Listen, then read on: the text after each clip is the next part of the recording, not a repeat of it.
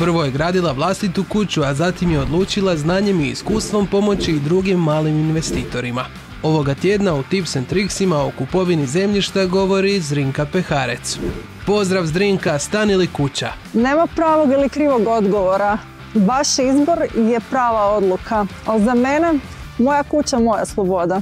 Ajmo onda o kućama. Kako odabrati pravu lokaciju za kupnju zemljišta za kuću? Najbolje je da prvo sami sa sobom odlučite koja je to lokacija, koje je to područje na kojem tražite građevinsko zemljište. Jednostavno krenete u potragu na tom području. Zadate si gdje je to i tražite. Koje su ključne karakteristike kvalitetnog zemljišta za gradnju doma? Ključne karakteristike definiraju vaše preferencije i šta je vama najbitnije, ali ono što bih rekla da je generalno i da se odnosi baš na sve kupce građevinskih zemljišta je prvo legalnost same zemlje.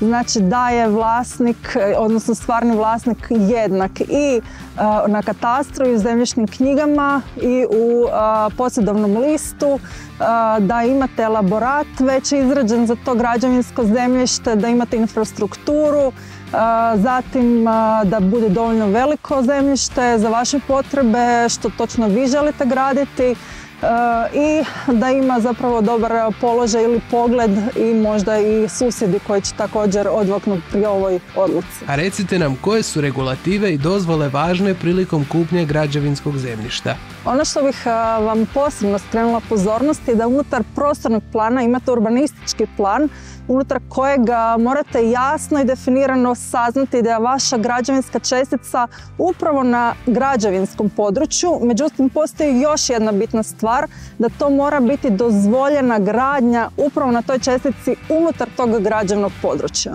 A kako ocijeniti pristup infrastrukturi poput cesta, vode, električne energije?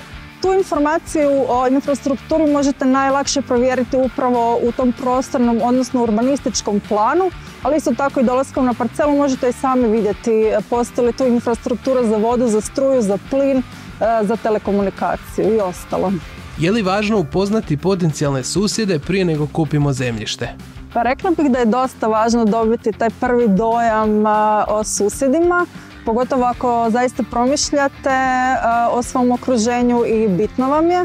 Ali isto tako u toj nekoj prvoj fazi preporučila bih da ne slušate doslovno sve dobronamjerne savjete susjeda, jer možda u vrijeme kada su oni gradili su vrijedili neki drugi uvjeti prostorne gradnje koji su se u međuvremenu i promijenili. A sad jedno vrlo važno pitanje, kako procijeniti tržišnu vrijednost zemljišta i osigurati fer cijenu? Da, odlično pitanje, naravno.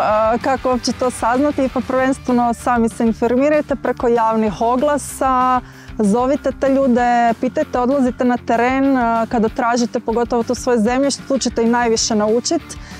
Drugo, razgovarajte sa ljudima koji su također vrlo sličnim životnim fazama i treće, uvijek možete angažirati stručnjaka, znači agenta za nekretnine. I savjet za kraj?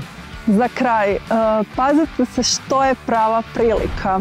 Ne ulazite u kupoprodajni ugovor bez geodetskog elaborata koji će vam definirati stvarno stanje vaše građevinske čestice na terenu.